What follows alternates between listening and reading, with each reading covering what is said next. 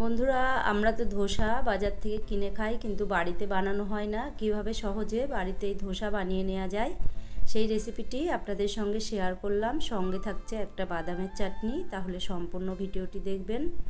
প্রথমেই আমি নিয়ে নিয়েছি 1 কাপ সুজি। আজকে আমি সুজি আর কাঁচা আলু দিয়ে ধোসা বানিয়ে দেখাবো। চাল ডাল ভেজানোর কোনো ঝামেলা নেই। এবার দিয়ে দিচ্ছি 2 চামচ ময়দা। ময়দার জায়গায় চালের গুঁড়োও দেওয়া যেতে পারে। দিয়ে আমি দিয়ে দিলাম 1/2 চামচ লবণ। এবার ভালো করে আমি গুঁড়ো করে নেব। একদম মিহি গুঁড়ো করে নিতে হবে, তাহলে ধোসাটা খুবই ভালো হবে। দেখুন গুঁড়ো করা হয়ে গেছে, একদমই মিহি গুঁড়ো করে নিয়েছি আমি। এবার আমি ধোসাটা তৈরি করে নেব। তার জন্যে এই বাটিতে আমি এই সুজির গুঁড়োটা ঢেলে দিলাম, আর এখানে নিয়েছি একটা আলু।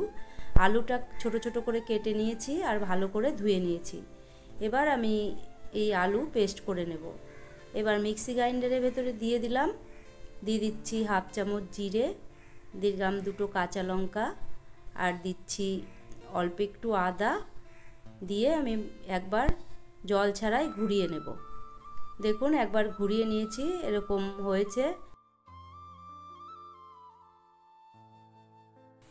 এবার দিয়ে দিচ্ছি 1/2 কাপ দই, আর দিয়ে দেব 1/2 কাপ জল।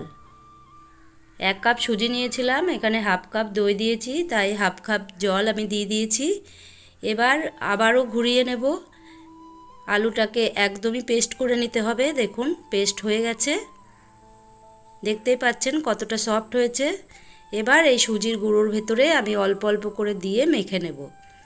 বন্ধুরা, এই আলুর পেস্টটা এই সুজির ভেতরে দিয়ে আমি ব্যাটারটা তৈরি করে নেব।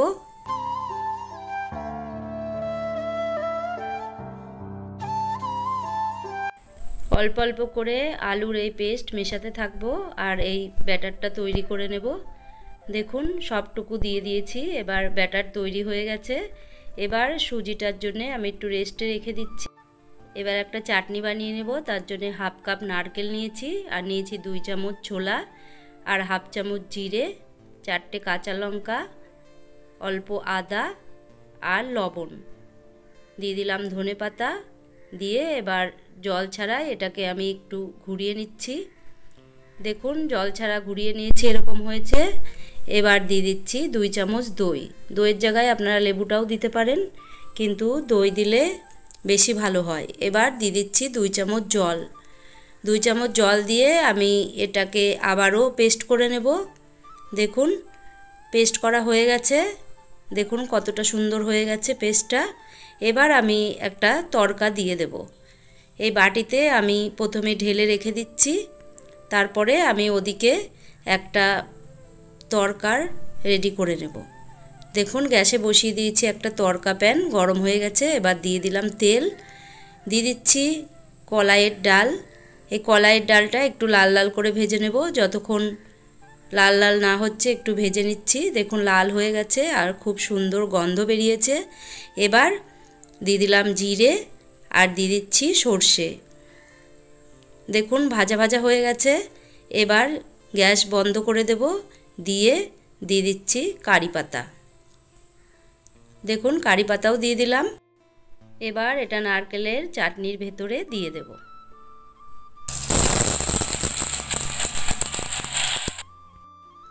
ভালো করে একটু মিশিয়ে নিচ্ছি। দেখুন নারকেলের চাটনি রেডি হয়ে গেল। এবার ওদিকে আমি ধোসাটা তৈরি করে নেব। দেখুন ধোসার ব্যাটারটা একদম রেডি হয়ে গেছে। এবার দিয়ে দিচ্ছি 1/4 চামচ বেকিং সোডা। দিয়ে অল্প একটু জলের উপরে দিয়ে দিলাম। দিয়ে আমি এটা ভালো করে মিশিয়ে নেব।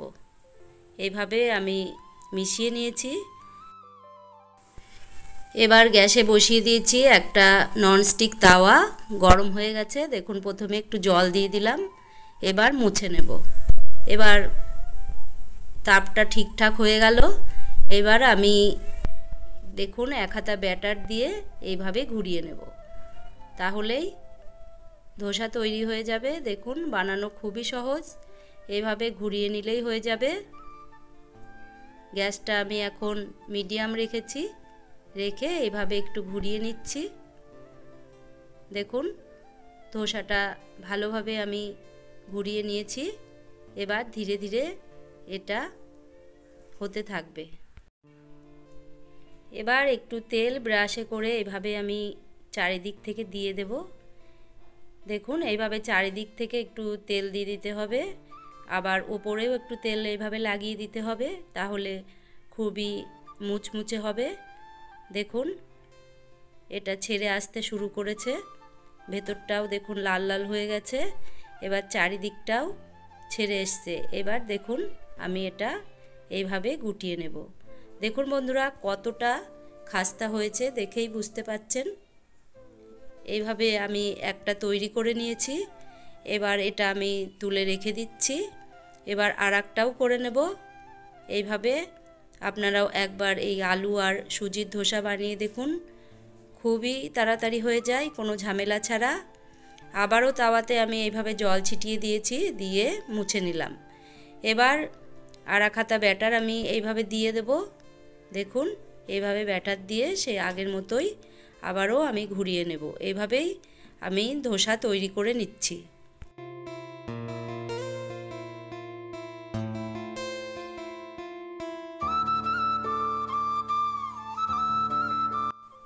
এটাও তৈরি হয়ে গেছে, এবার এটাও তুলে নিচ্ছি।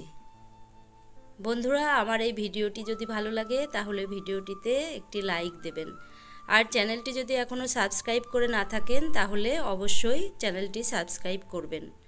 দেখুন দুটো ধোসা আমি রেডি করে ফেলেছি, দেখেই নিশ্চয়ই বুঝতে পাচ্ছেন যে কতটা মুচমুচে খাস্তা হয়েছে। এবার এই চাটনি আচারের সঙ্গে পরিবেশন করুন।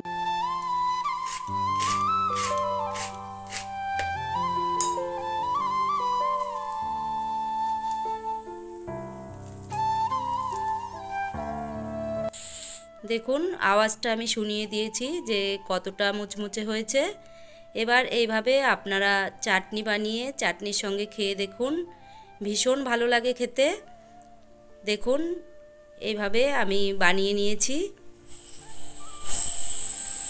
দেখুন আরেকটাও আমি ভেজে নিয়েছিলাম, সেটা আমি দেখালাম, এটাও দেখাচ্ছি যে কতটা মুচমুচে।